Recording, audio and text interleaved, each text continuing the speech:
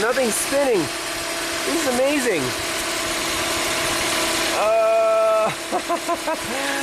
I've never seen this problem before.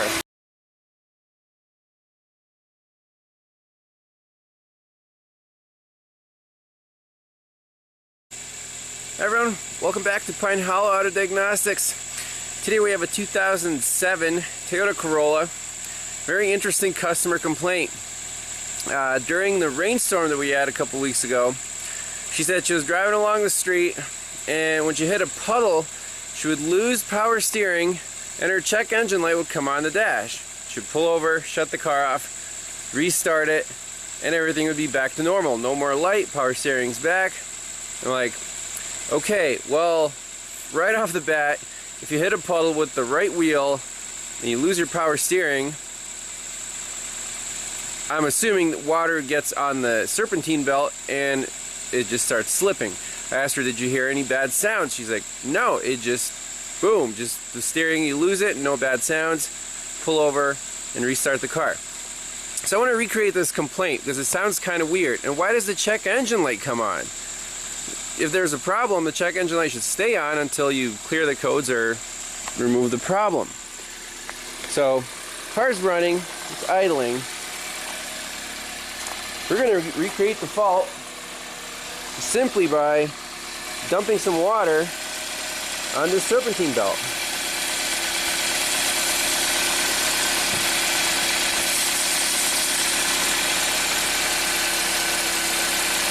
I don't know, it's still spinning. I don't hear any squeaks or bad sounds. And then I thought, well, if you were driving in the rain, maybe you have the defrost on and the air conditioning's on. Let's try that. Let's just turn on the defroster. Oh, lost power steering. There's the battery light. You guys see that? What's going on under the hood? Oh, there's a little. Let's try that again. Look, nothing's spinning. This is amazing. I've never seen this problem before. That blows my mind. No sounds, no squealing, so all this stuff's not spinning. You can see here the fans are on full blast. Car's not charging, power steering's not working. Turn the AC off. Hey, we're back in business. So what's the problem here? How is the water getting on the belt? Why is the belt slipping so easily? Well, do a quick visual inspection here. I just see straight gravel. You see the belt right there. It looks like this car is missing the plastic splash shields. They're supposed to cover all that stuff. And, I mean, front bumper's kind of messed up, so it might have been in a front-end collision, and the body shop just said, hey, we don't need this plastic crap. Well, in this case, you do. But that's not all. I also think that the actual serpentine belt is worn, and there's not enough friction between the pulley and the belt to keep driving it when it gets wet. So kind of a compound problem here. Let's take a closer look at the belt. I ordered a new one already and we can throw it on, compare, do the same water check. And I also got some Dorman splash shields to install here, so we'll get this car fixed up in no time. Alright, so what do we have here? Brand new Bando belt and the DAYCO belt wear measuring kit, also alignment kit. So this little thing measures belt wear on your serpentine belt. So on these belts, even though it might not look cracked or worn, the grooves actually get deeper from the pulley running through them, and then instead of gripping on the actual V shape of the pulley, as you can see right there,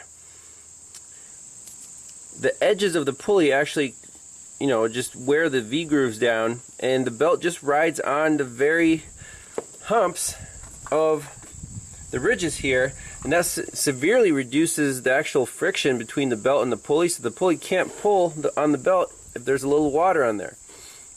So you can see this wear indicator, it's nice and tight in the belt, doesn't twist or turn.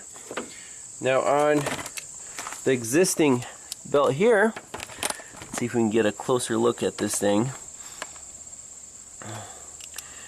You know, I don't see any big cracks or anything. I mean, it's not new, but if we put our DAYCO wear gauge in here,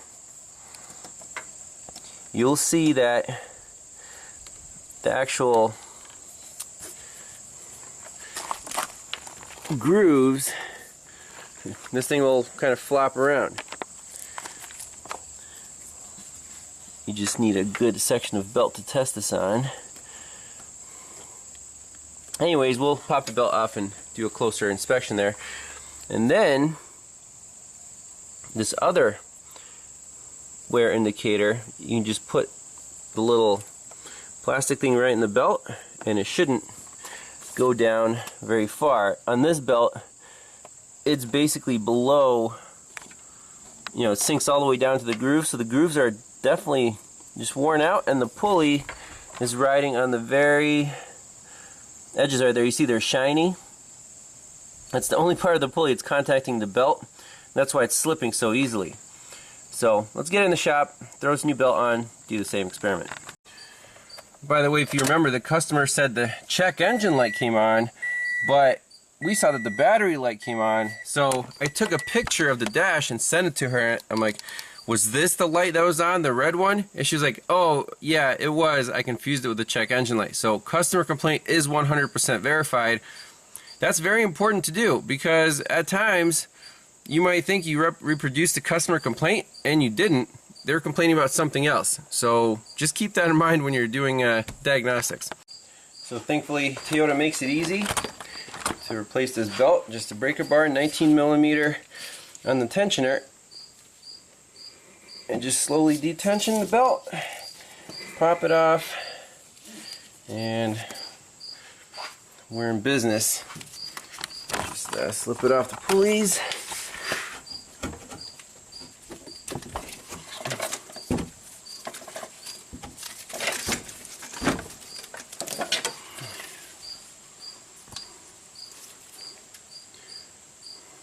So obviously it's already been replaced, but let's see how worn out it is.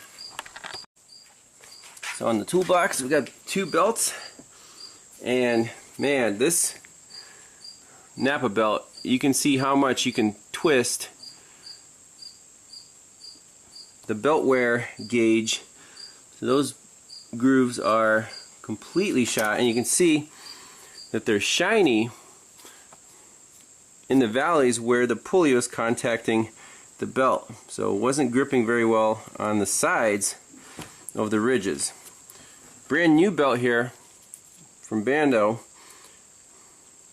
Very tight and you can see the wear indicator is obviously, you know, it's a brand new belt. So let's pop this on and pour some water on it. So new belt is on there. While the wheel is off, I want to install these brand new Dorman splash shields.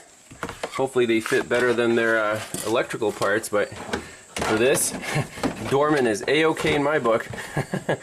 So I guess we'll figure out some bolts and clips, put these on, and back this car out and do the water test again. Alright, new splash shields installed, left and right, the whole set. And new belt. So let's back it outside, pour some water on it, and see if we can make this belt slip. Alright, place your bets now. Is it going to slip?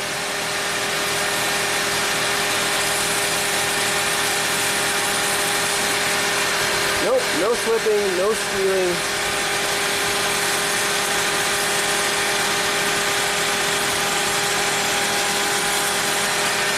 That's a good test. Perfect. that's it for this one. Diagnosed and repaired. I've never seen a belt fail quite like that before, but just by the customer symptoms, I had a feeling that's where we're gonna go. So thanks all for watching. We'll see you next time. Bye-bye.